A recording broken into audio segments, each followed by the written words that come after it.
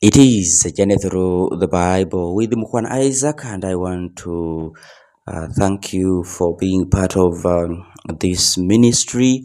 I want us to thank God for the gift of life, for He has protected us. It is a new beginning, it's a new week where we begin doing our activities and many other things. We want to ask God to bless us. Like, comment, share, and subscribe. Last week we ended with Samuel, the last and greatest of the judges. Today we bring our focus to the man called Saul, Israel's first king, but a failure. Remember, we concluded when the Israelites were asking for a new, for a king, not a new because they hadn't had any. So they said, we want a king that we are now united. We want to be identified. We want someone who will defend, protect, and respond to our needs. Saul was the man chosen by God to be Israel's first king. At the beginning of his reign, he acted well, but in the end, he became one of the most disappointing leaders in human history. Just like we see a number of our people right now, we are in campaigns, and someone comes and says, if you voted for me, I will do this, I will do A, B, C, D. But after voting for them, they disappear and do the contrary. That is exactly what this man did. Now, Saul came from the tribe of Benjamin.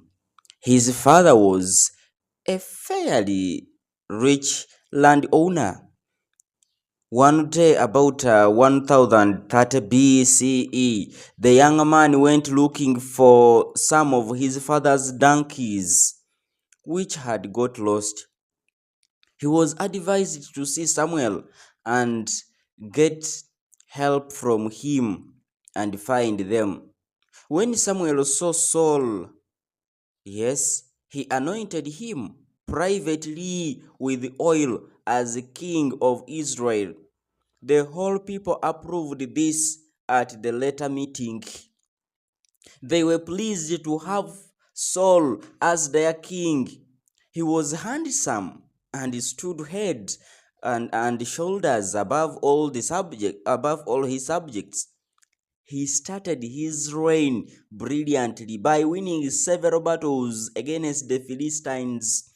But Saul disobeyed God's order to destroy all the pagan Amalekites and all their possessions. He did not kill their king Og and kept all the useful goods of the enemy and pretended that he was going to have some of the captured animals offered as sacrifices. On a previous occasion, when the Philistines were ready to attack the Israelites and Samuel delayed in coming to offer sacrifice for deliverance, Saul had also disobeyed God by himself offering sacrifices to God, which he, not being a priest, was not allowed to do. Korah and his followers had been destroyed before for this. Samuel, the representative of the Lord and the real power in the land, had actually told Saul very clearly what Yahweh had that Yahweh had rejected him.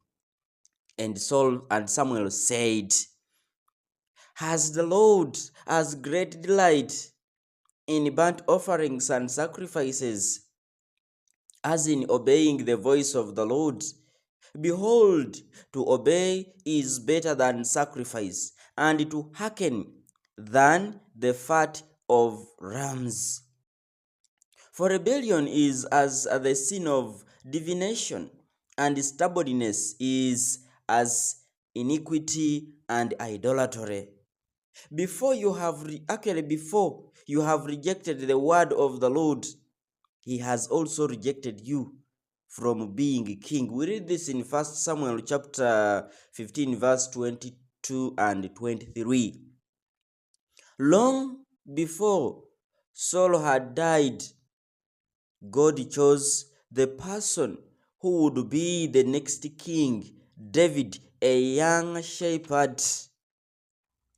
After this, after this rejection by God, Saul became extremely sad and full of bitter feelings. You see, this man was told to go and destroy all the people. But because he loved silver, he loved cattle and everything, he was so materialistic. What he did, he embarked on those things, killed a few people, and he took the property. He even spared the life of the king. One time they were heading to the battle. You see, just like now you are heading to the journey, and it's the priest to celebrate mass. For you say, Father has delayed, you embark on everything as if you are going to. That is what Saul did, because Samuel delayed. However much, Samuel, as the last judge, we talked about him. He did not end there. He anointed 2 kings of Israel. We've seen it today. He has anointed Saul. Tomorrow we shall look at David, the ideal king of Israel. Like, comment, share, and subscribe. And that has been a journey through the Bible with Mukhwana Isaac. Be blessed.